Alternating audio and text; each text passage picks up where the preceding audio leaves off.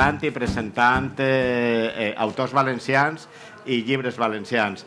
I és el moment d'arribar de parlar de què són els clàssics i la importància que tenen els clàssics com a clàssics que aporten la nostra societat i com retrobar-se en ells en noves mirades, en nous enfocaments i noves històries que les apropen a la realitat del segle XXI.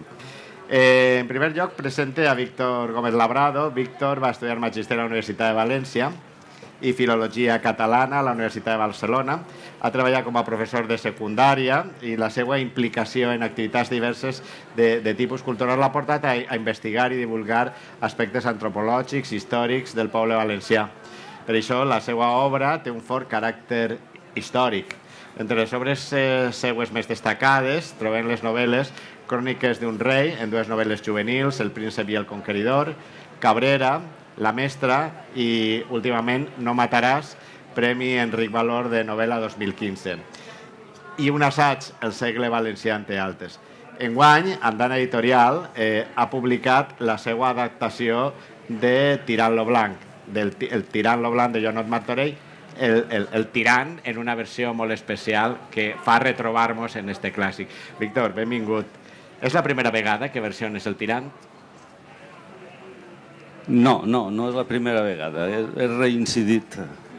Sí. Te retrobes en ell per diverses vegades. Contínuament. Què és el que ha sigut més difícil d'esta adaptació que presentada en Andana Editorial? Mira, saps què passa? Venim d'una travessia del desert, hem tingut una càlida acollida a Barcelona, i aquesta circumstància tropical no afavoreix la inspiració. Jo m'havia preparat unes paraules perquè... Pues les teues paraules, ahí. Me sembla perfecte. Comptant amb la complicitat del públic... Ahí van, Tot siga pel tirant, Exactament. A veure... I per Carmesina. Per Carmesina. Bé, mireu, així ràpidament podríem definir autor clàssic com aquell que té més carrers que lectors. Un autor arriba a considerar-se clàssic quan, per dir-ho d'una manera menys irreverent, hi ha una desproporció entre el reconeixement públic i el nombre real de lectors. Això preocupa a les bones persones, a les persones en responsabilitats de política cultural, a pedagogs, etc. Però val a dir que aquesta no és l'única característica dels clàssics. En principi, un clàssic és també un referent de validesa general, àmpliament compartit, cosa difícil realment d'aconseguir, ja que són molt pocs llegits. Sempre es pot solucionar esculpint la seva cara al revers d'una moneda. No cal llegir-lo, però forma part dels teus referents, no? Però sobretot, i una característica que es fa realment interessants, és el dret que tenen els autors que venen darrere a reelaborar-lo, a reprendre'l, a reinterpretar-lo. També per a aquells que simplement volen fer-ne divulgació.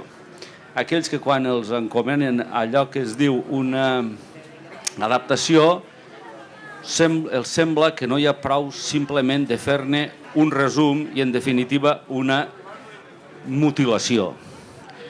En el nostre cas, en el Tirant lo blanc, si ens proposem d'acostar-lo a un públic que difícilment llegiria l'original, hem de tindre en compte l'extensió de 950 a 1.000 pàgines en una edició normal, la complexitat, la llengua antiga i, cal dir-ho, és una obra irregular.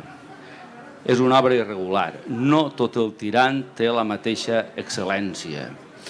Bé, a l'hora de triar, assumint que triar és trair,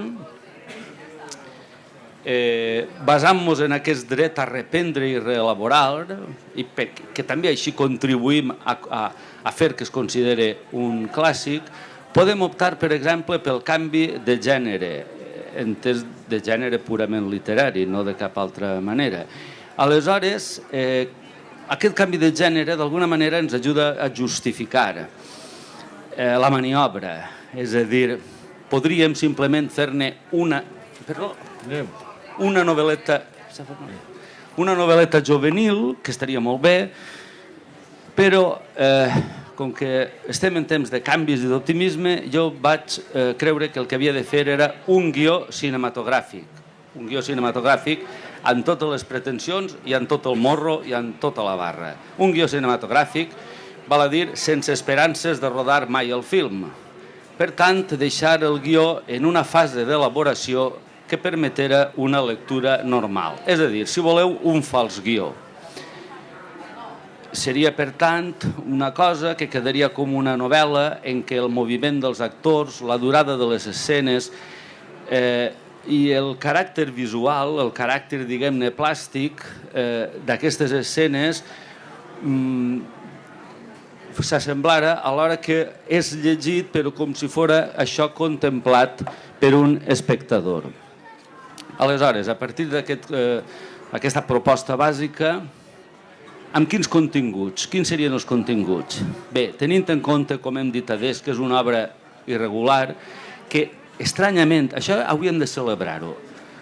Les persones que es creuen, diguem-ne, facultades per a parlar del tirant, solen assegurar que el tirant a Anglaterra o el tirant al nord d'Àfrica són més aviat fluixos, mentre que el tirant a Constantinoble és el rovell de l'ou de la novel·la. Aprofitant que per una vegada, i que no siga precedent, estem d'acord en alguna cosa, jo m'he concentrat en aquesta part, en els capítols del tirant a Constantinoble, que d'alguna manera, i això no ho discutirem, seria el més políticament correcte fins al punt que el tirant puga ser políticament correcte.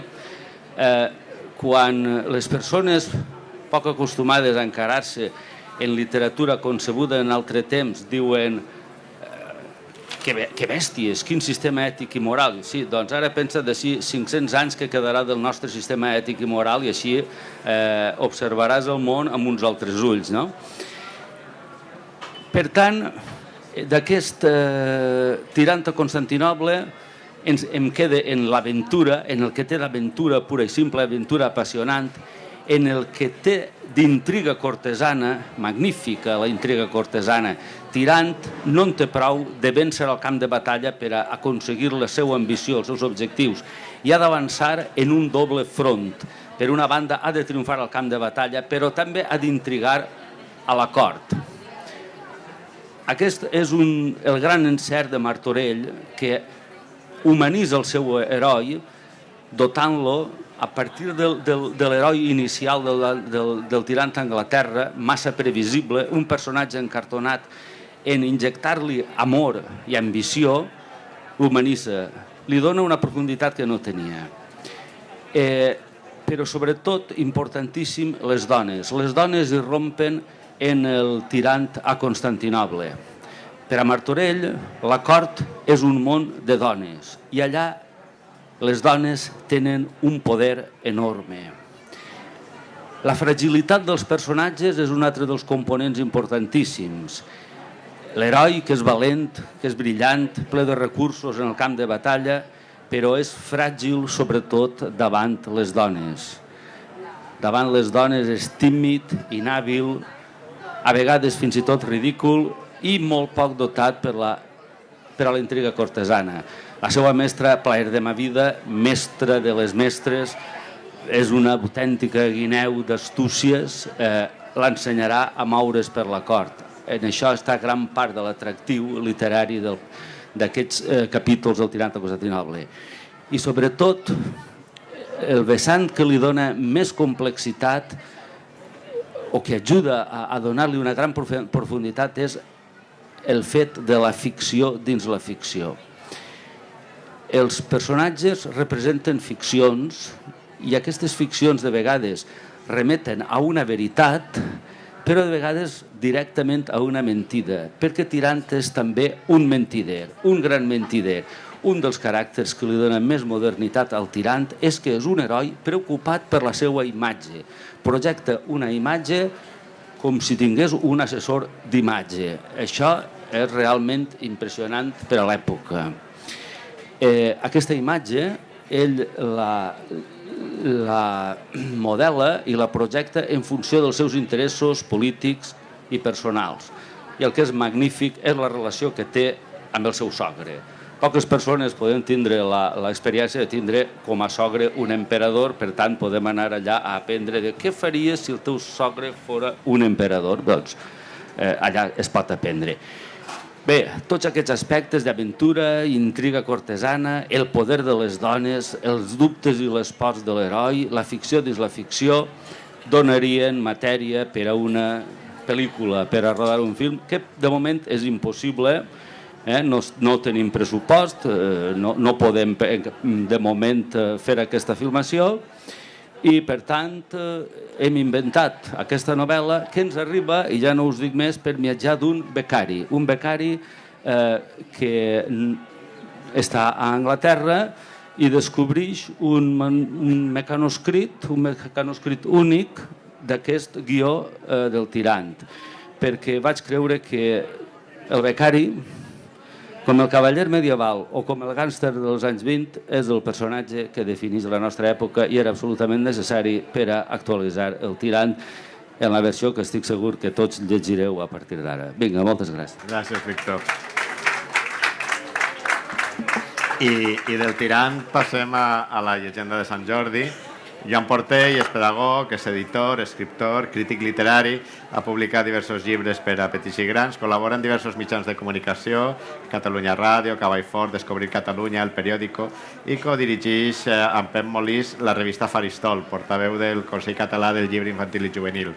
Coordina, a més, el programa de promoció lectora, Municipi Lector, i és autor, entre altres llibres, Les rutes en bicicleta de Cavall Fort, la serralada litoral en BTT, Cerdanya, excursions a nens per el Pirineu català, i a Mandana Editorial, la mateixa editorial que ha publicat el Tirant, esta editorial valenciana, ha publicat una llegenda de Sant Jordi amb il·lustracions de Sebastià Serra.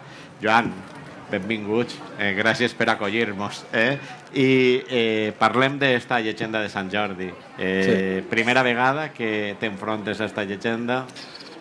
Sí, bé, primer de tot, perdoneu-me, però no sóc valencià. Té un defecte, un d'ells és aquest. La meva mare em va parir a Barcelona, ja m'agradaria pronunciar les R's i sé... Però bé, cadascú té les seves coses. Però t'acollim bé. Gràcies. En les Terres del Sud. Bé, aquí us heu portat la calor per això, perquè...